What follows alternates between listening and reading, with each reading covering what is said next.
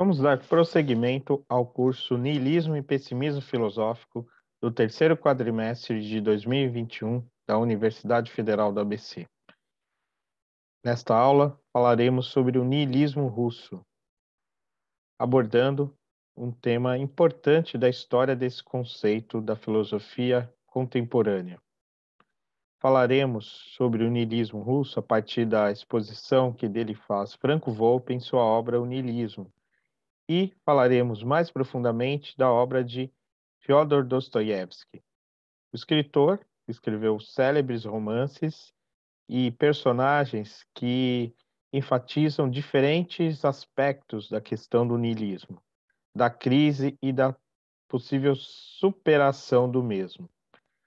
É particularmente importante falar de Dostoiévski neste ano de 2021, porque justamente agora vai se completar 200 anos do nascimento do escritor. Então, essa aula é, de certa forma, uma homenagem a esse grande escritor russo. Muito bem, eu vou, como sempre, apresentar aqui algumas ilustrações que vão servir de fio condutor para esta exposição. Essa expressão, se Deus não existe, tudo é permitido, é uma interrogação que está presente nos Irmãos Karamazov e também no romance Os Demônios, de Dostoiévski. E trata-se de um núcleo de uma reflexão filosófica presente nos romances, nesses grandes romances do escritor russo. Essa questão ela é particularmente grave no contexto do século XIX na Rússia, porque já existia, né, nessa época todo um debate em torno do niilismo, expressão que se tornou popular principalmente a partir da publicação do romance ou da pequena novela Pais e Filhos, de Ivan Turgenev, em 1862. Essa expressão niilismo, ela, como a gente viu no começo do curso, ela remonta ao final do século XVIII e início do XIX, numa discussão referente ao idealismo alemão e ao romantismo. Mas a expressão, tal como nós a entendemos e tal como ela é debatida pela filosofia do século XIX, especialmente por Nietzsche e os autores da escola schopenhaueriana, é um conceito que teve, né, teve de fato uma origem mais marcante no pensamento russo, né? E essa obra do Turgenev foi de fato aquela que popularizou, né?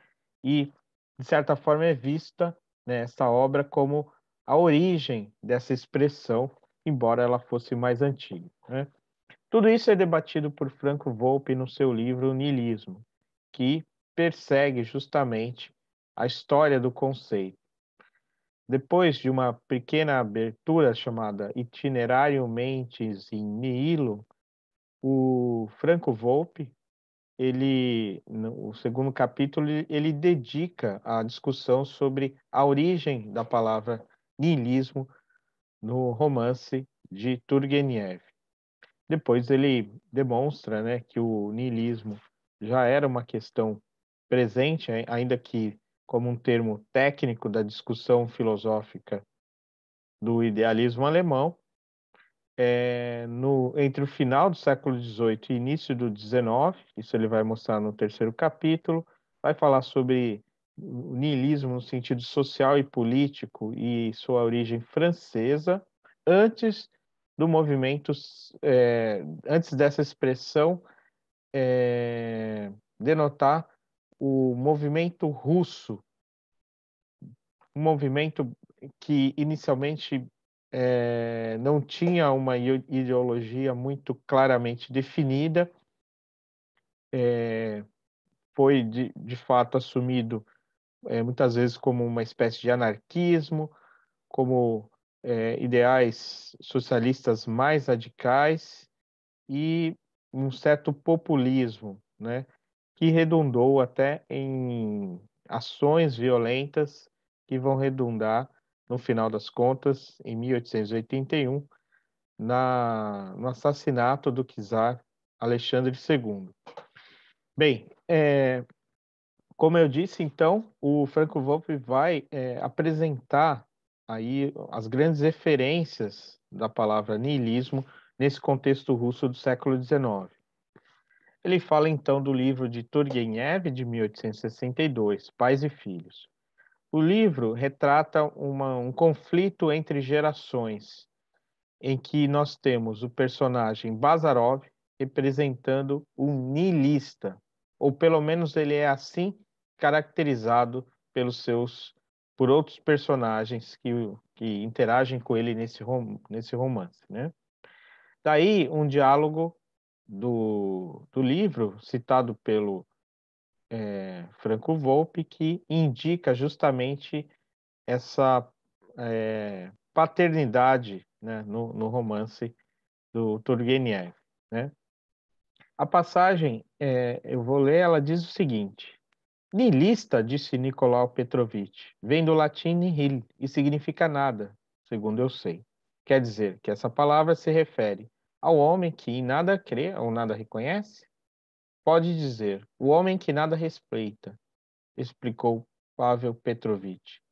Aquele que tudo examina do ponto de vista crítico, sugeriu Arcádio. Não é a mesma coisa? Perguntou Pavel Petrovich. Não, não é o mesmo. O niilista é o homem que não se curva perante nenhuma autoridade e que não admite, como artigo de fé, nenhum princípio, por maior respeito que mereça. Bem, antes havia hegelianos, hoje há niilistas. Veremos como poderão viver no vácuo, no espaço sem ar. Bem, essa é uma passagem, né, do romance em que há a tentativa de caracterização mais conceitual do que é o niilismo, mas a leitura desse romance e o próprio personagem Bazarov mostra como a expressão niilista ela indicava nesse contexto alguém que era visto como revolucionário ou subversivo em relação à moralidade tradicional, mas que não corresponde exatamente àquilo que é definido como niilismo em outros contextos teóricos. O próprio personagem Bazarov, de certo modo, ele encarna certos valores revolucionários que hoje não seriam vistos como niilistas. Acredita numa revolução e no progresso humano. Mas, por outro lado, vai radicalmente contra a moral estabelecida e, por conta, digamos assim, da sua postura mais radicalizada, causa escândalo àqueles que têm uma postura, digamos, mais tradicional, conservadora. E é nesse sentido que o niilismo causa escândalo e passa a ser visto como até mesmo uma acusação. Ser chamado de niilista nesse contexto era ser visto como perigoso e subversivo. E, ao mesmo tempo, também como uma espécie de. O niilismo, ser chamado de niilista também poderia ser uma espécie de status, né, de alguém que realmente é radical, né? Então, nesse sentido, niilista e radical é quase a mesma coisa nesse contexto, né? Depois, com Bakunin, especialmente, o niilismo vai ser muito associado ao anarquismo. E por conta do movimento, no movimento revolucionário chamado vontade popular, ou a vontade do povo, se fala também num populismo, num sentido bastante diferente do que se entende hoje por populismo no âmbito da política. Segundo o Franco Volpi, o mentor dos nihilistas dos anos 1860 na Rússia foi Nikolai Ternichevsky, estudioso de economia e defensor de um rigoroso materialismo. Seu romance de agitação social Que Fazer, de 1863, escrito na prisão, foi um grande sucesso de público, constituindo-se dos principais manifestos do niilismo russo. Ou seja, depois da publicação dos, do romance Pais e Filhos, né, surge uma série de textos que se apresentam ou foram considerados escritos nihilistas, né? Nesse escrito do Chernyshevsky, propunha-se novas formas de vida marcadas pela abolição das convenções e das tradições, por um comunitarismo oposto a todo e qualquer sentimento de posse, pela emancipação da mulher e pela dedicação às causas populares. Ou seja, né, o niilismo nesse contexto está muito marcado por posições políticas progressistas, mas defendidas de forma radical e completamente anticonvencional. Bem, nesse momento, o movimento niilista logo se tornou acéfalo, ou seja, ele perdeu uma liderança, já que autores ou lideranças como Dobrolyubov e Pisarev morreram prematuramente, e mesmo Chernyshevsky foi preso com 34 anos em 1862 e libertado somente em 1888, pouco antes de sua morte. De fato, o niilismo, embora tenha adquirido uma certa popularidade nesse período e nos movimentos que redundaram na emancipação da servidão na Rússia, foram constantemente reprimidos e especialmente após o assassinato do czar Alexandre II, em 1881. É justamente o ano da morte de Dostoiévski. Nesse contexto, houve uma séria repressão contra qualquer ideário, qualquer agitação niilista, né? E aí, nesse contexto, né, nós temos, segundo o Volpe, o surgimento de dois personagens, Alexander Herzen e Mikhail Bakunin, né? Que, de certa forma, se colocaram em oposição em relação a essa maneira mais radical de conceber a ação revolucionária. Alexander Herzen negava que a ação deveria ser tão destrutiva e tão carente de uma tática e organização, enquanto Bakunin era mais destrutivo. Ou seja, esses dois pensadores encarnam maneiras opostas de conceber a visão do mundo niilista revolucionário. Ou o extremismo radical e rebelde de Bakunin, ou a moderação e a concretude de Herzen. De fato, né, então nós temos esses dois pensadores como duas referências importantes para pensar o niilismo mais no sentido prático revolucionário, que é a feição que o niilismo assume na Rússia nesse período. Como em nenhum outro lugar da Europa, né, o niilismo associado a movimentos revolucionários e que, como nós vimos, também se colocou e se apresentou de forma violenta. Bem, apesar da importância histórica e exemplar desses movimentos e desses escritos panfletários desses autores e desses líderes políticos, né?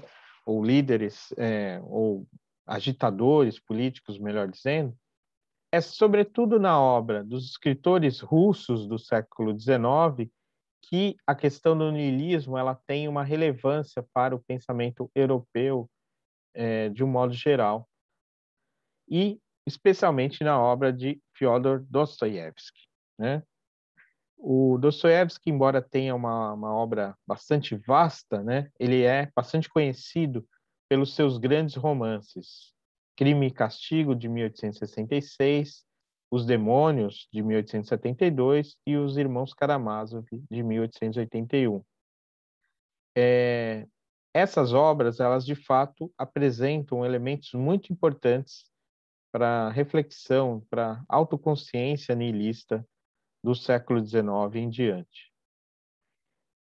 embora outras obras também apresentem elementos que podem ser refletidos dentro da discussão sobre o niilismo, como as reflexões abismais das memórias do subsolo ou as descrições bastante dramáticas de uma vida danificada em Recordações da Casa dos Mortos, né? É principalmente nesses grandes romances que nós temos personagens que foram objeto, então, de uma grande reflexão, né?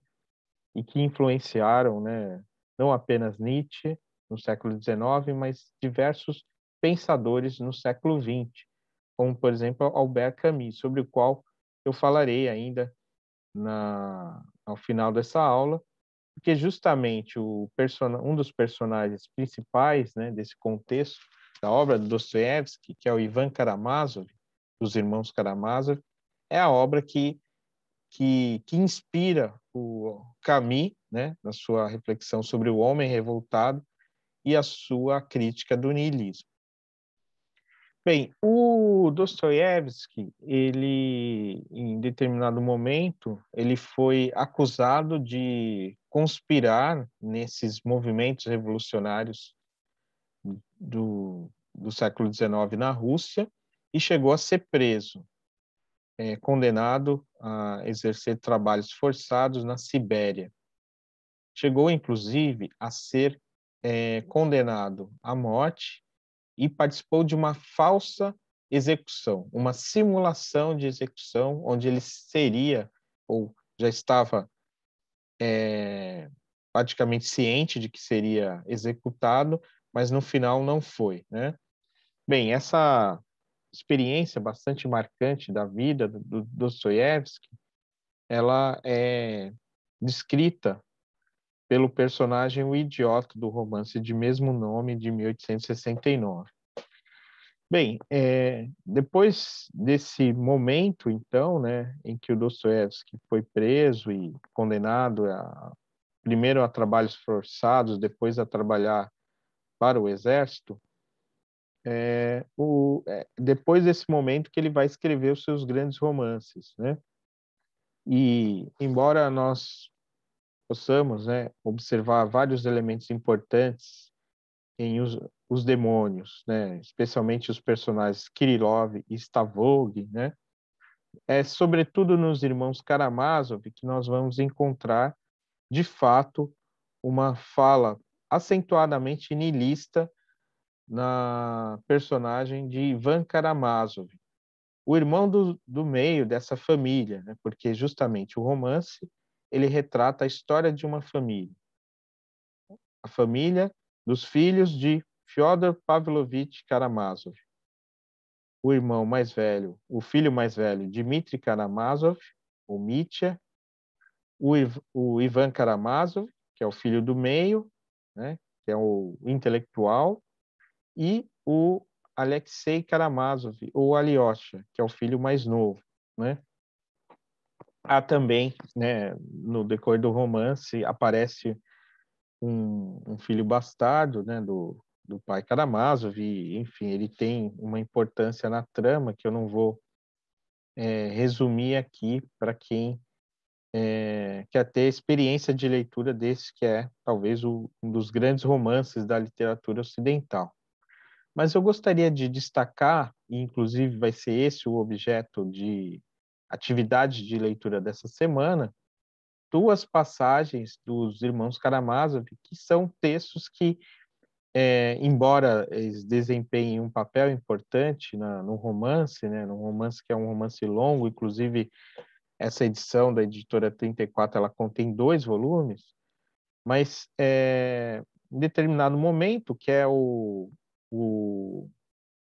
capítulo, um capítulo deixa eu ver aqui qual é a parte exatamente, em que é chamada A Revolta, né? São 2 capítulos que constituem esses textos que eu estou indicando como textos que, de certa forma, se autonomizaram em relação à obra. São textos do 5º livro, chamado Pró e Contra. o quarto capítulo, chamado A Revolta, e o quinto, O Grande Inquisidor. Nesses capítulos, trata-se um diálogo, né, de um debate, uma conversa entre Ivan Karamazov, que é um jovem estudioso, né, que é bastante influenciado por essas ideias modernas, radicais, né, e o Alyosha, o Alexei, o filho mais novo do pai Karamazov, que é uma figura praticamente angelical, né? Um estudioso, alguém que está se preparando para seguir uma carreira eclesiástica e que, de certa forma, é o herói do romance, né? A figura redentora do romance, enquanto nós temos a figura do Dmitri como uma espécie de espelho do pai, né? Que é descrito como um grande pervertido, viciado, né? E imoral.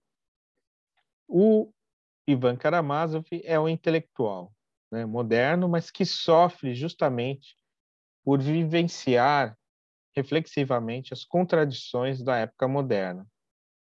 E justamente a revolta representada nesse diálogo com Alyosha é a revolta do intelectual em relação à teologia ou à explicação cristã da criação do mundo, né? Então, o que acontece nesse diálogo, né, especialmente nessa parte da revolta, é que o Ivan Karamazov desenvolve uma série de argumentos bastante fortes contra a existência de Deus, ou mais do que uma pretensa prova da inexistência de Deus e uma afirmação de um ateísmo, um questionamento sobre a própria ideia de justiça divina.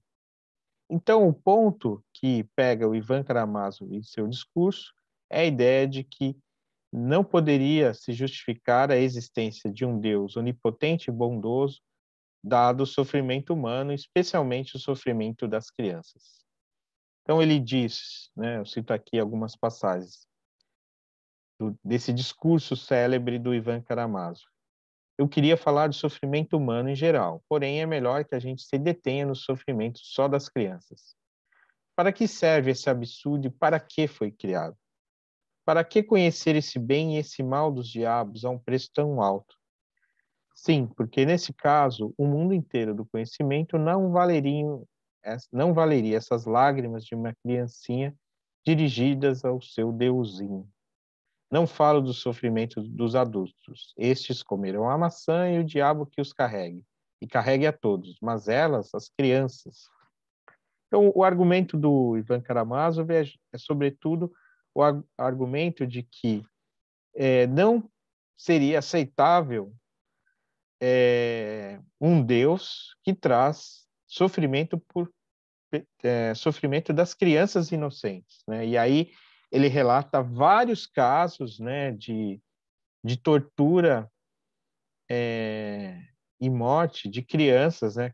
Casos pretensamente reais. Inclusive, há alguns estudos que demonstram que os casos relatados pelo Ivan Karamazov nessa parte foram casos que o Dostoiévski de fato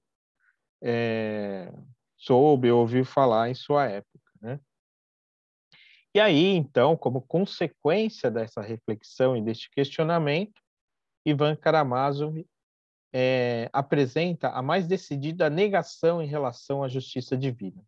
Ele afirma: não quero a harmonia, por amor à humanidade não a quero. Quero antes ficar com sofrimentos não vingados.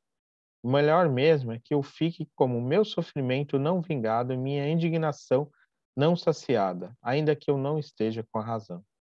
Ademais, estabelecer um preço muito alto para a harmonia. Não estamos absolutamente em condições de pagar tanto para entrar nela.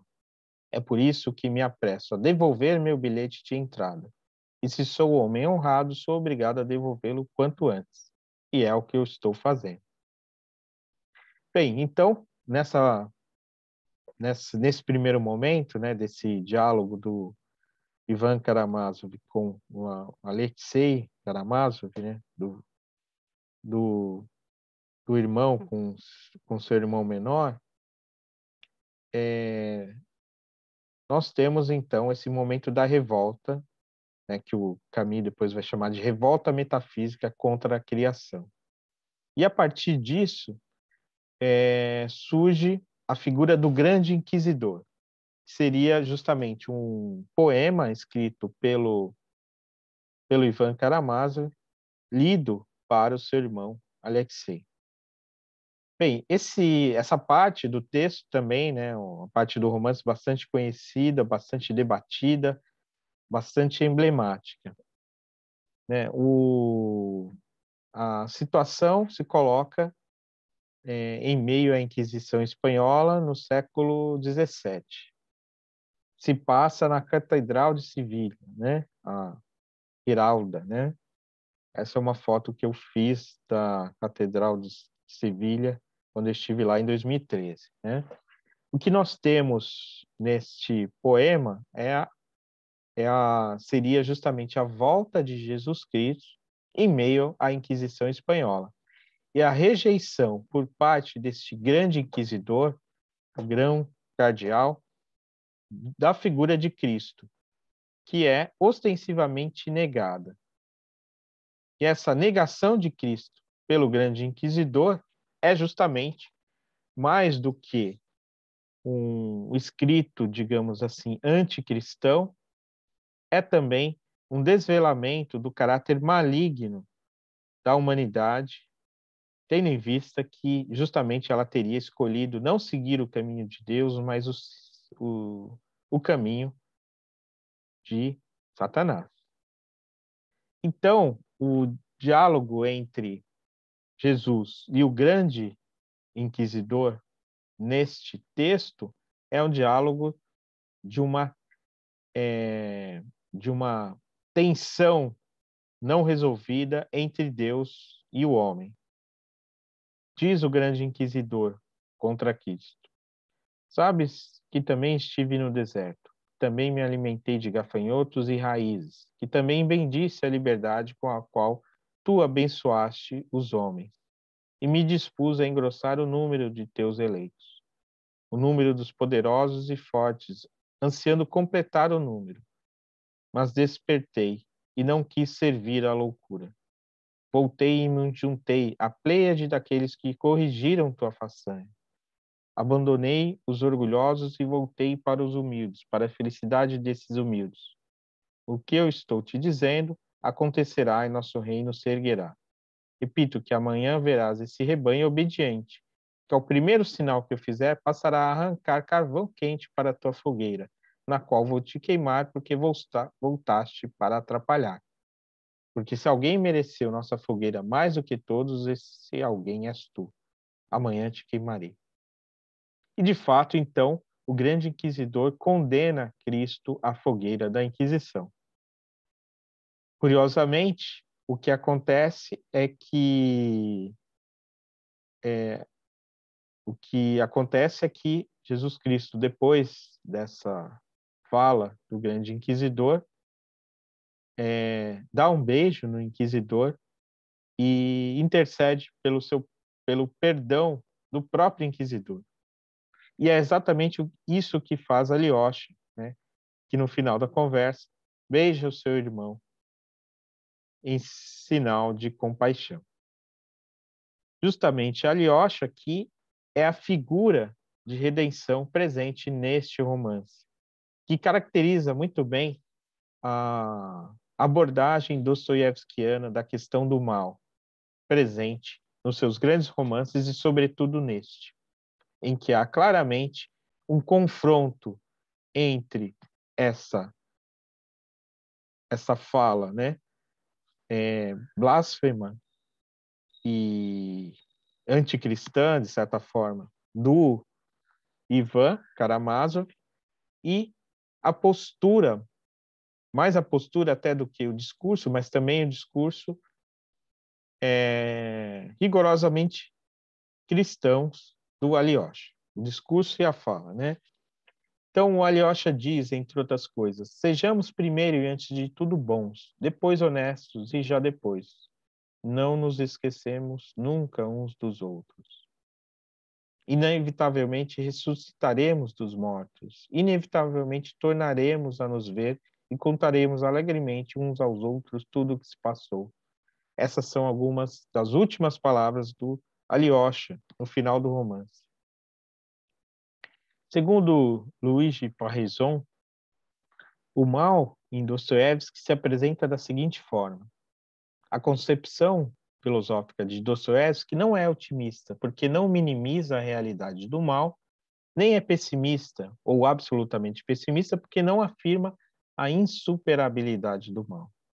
Na verdade, ela é trágica, porque mesmo afirmando a insubsistência ontológica do mal e a vitória final do bem sobre ele, coloca todavia, a vida do homem sob a insígnia da luta entre bem e mal, a ponto de não restar ao homem outro caminho para o bem, a não ser uma dolorosa e sofrida passagem através do mal.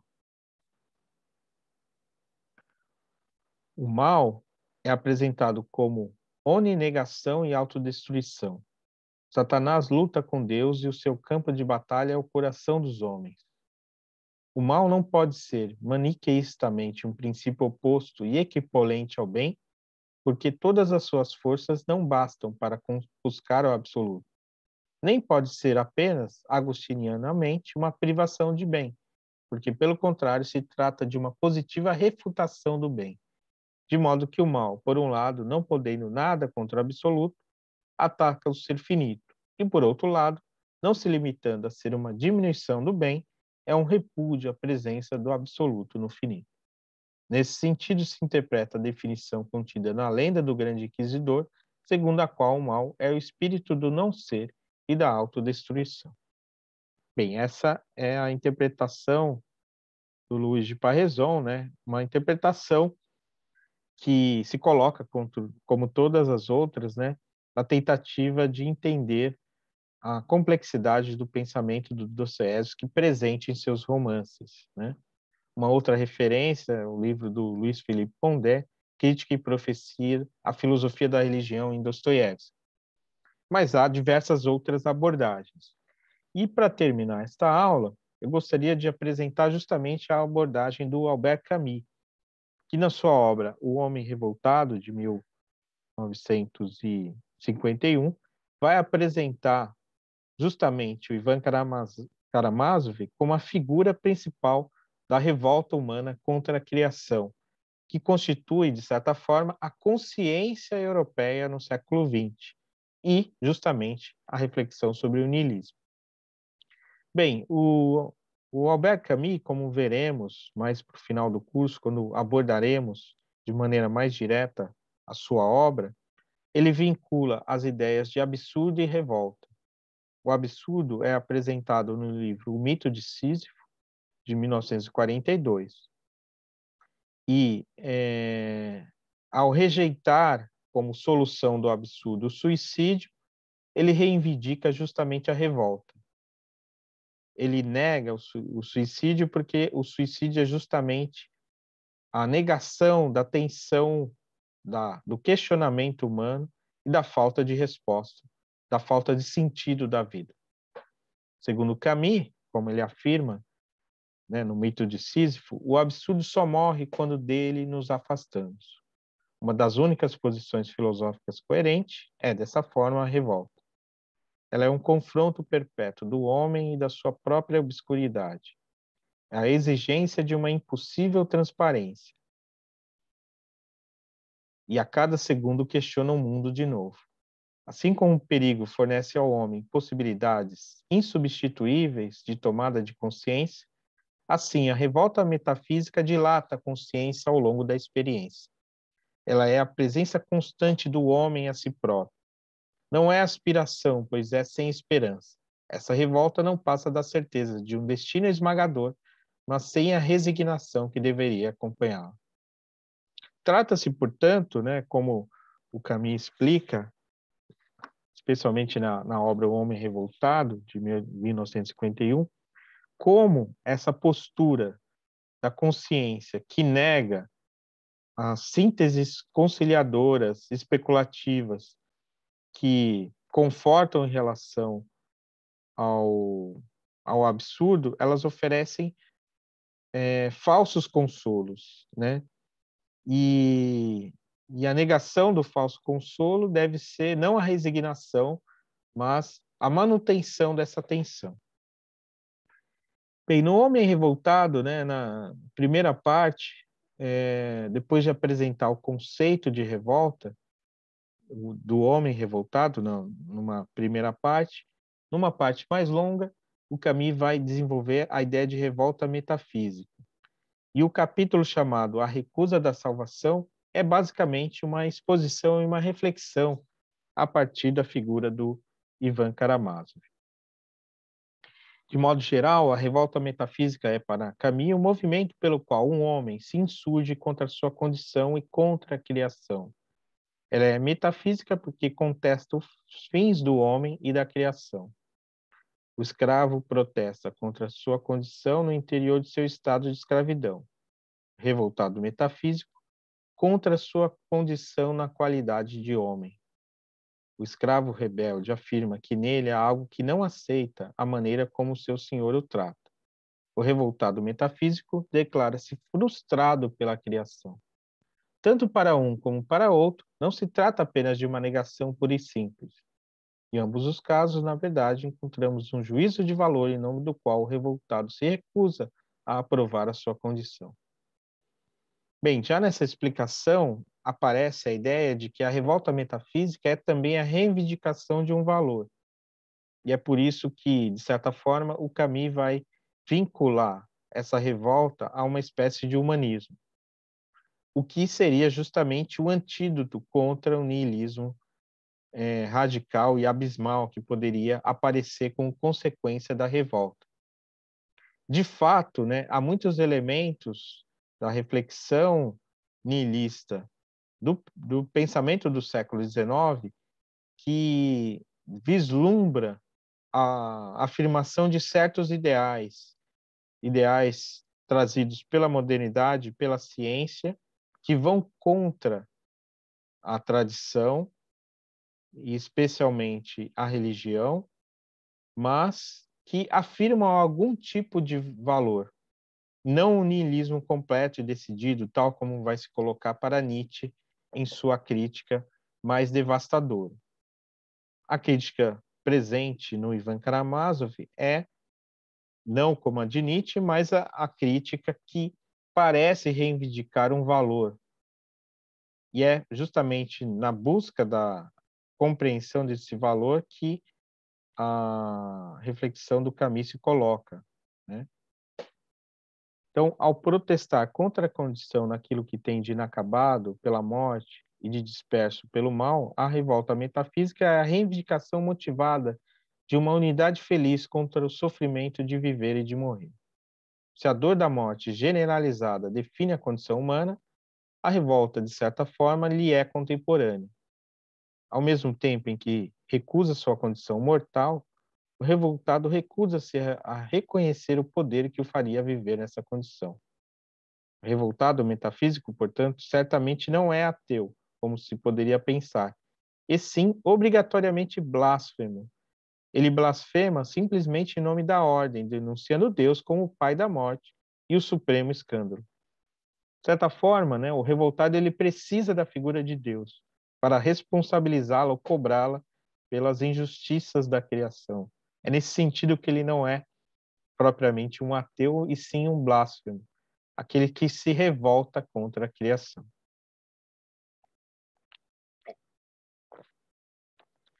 Muito bem.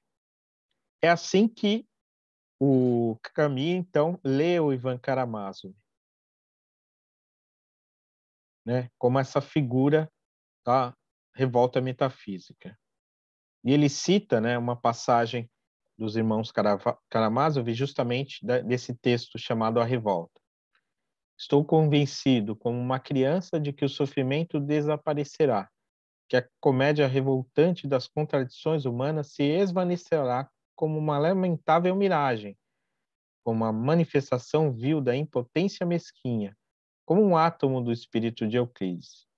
que no fim do drama, quando aparecer a harmonia eterna, uma revelação se produzirá, preciosa a ponto de enternecer todos os corações, de acalmar todas as indignações, de resgatar todos os crimes e o sangue vertido, de sorte que se poderá não só perdoar, mas justificar tudo quanto se passou sobre a terra.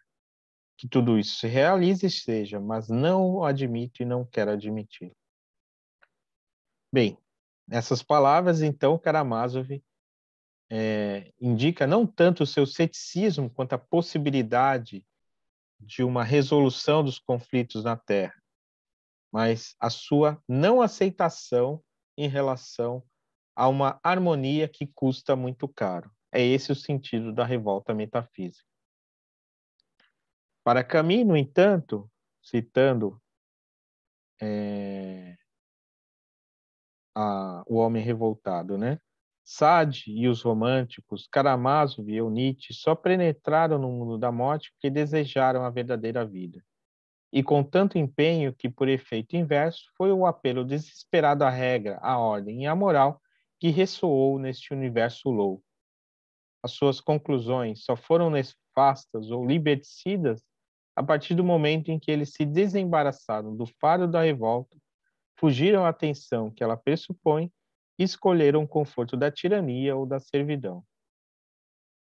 Isso porque, né, no livro O Homem Revoltado, né, além de analisar a figura do Karamazov como emblemático da recusa da, da criação, ele analisa Nietzsche, né, como a afirmação absoluta e Sade e os românticos, além de Baudelaire, como a chave é, de uma é,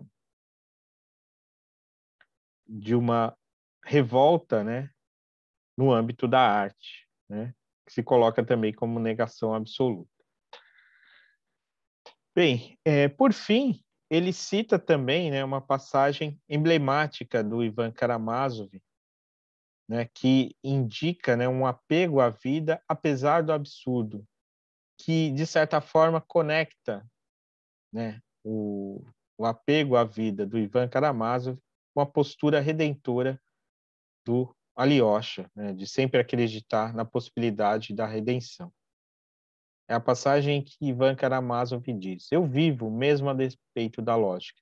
Não creio na ordem universal, pois seja, mas amo os brotos tenros na primavera, o céu azul, amo certas pessoas sem saber por quê. Essa, digamos assim, essa redenção paradoxal em meio ao absurdo é claramente bem dostoiévskiana. Assim como é bem dostoiévskiano toda a, o drama da reflexão que pensa o abismo em toda a sua profundidade. E é por isso que os romances dos personagens de Dostoiévski são tão importantes para a reflexão sobre os abismos da existência que se colocam para quem se pretende pensar sobre o niilismo e todas as suas consequências. É por isso que a obra do escritor russo é fundamental para os debates sobre o niilismo. Não apenas as obras filosóficas de autores como Nietzsche e Heidegger, mas, sobretudo, a obra poética de autores como Dostoiévski, depois, no século XX, Thomas Mann ou Kafka, são fundamentais para a gente entender a nossa condição. São verdadeiros espelhos dessa alma dilacerada em que vivemos na época do niilismo. Bem, com essas palavras e essas reflexões, e sem aprofundar muito algumas questões presentes na multifacetada obra dos escritores russos do século XIX, eu encerro então essa aula sobre o niilismo russo, oferecendo, ao final, apenas alguns elementos para que seja feita aí uma leitura e, e uma experiência de leitura nas obras dos romancistas russos do século XIX. Na próxima sexta-feira, dia 22, falaremos então sobre mais um pouco, né, no encontro ao vivo do Google Meet, sobre esses capítulos do Dostoiévski, já que eu vou propor justamente uma atividade de leitura desses capítulos. Continuamos então na semana que vem, a aula da semana que vem será novamente agora dedicada ao niilismo filosófico a partir das reflexões de Heidegger, dando continuidade às reflexões de Nietzsche sobre o niilismo. Até a próxima aula.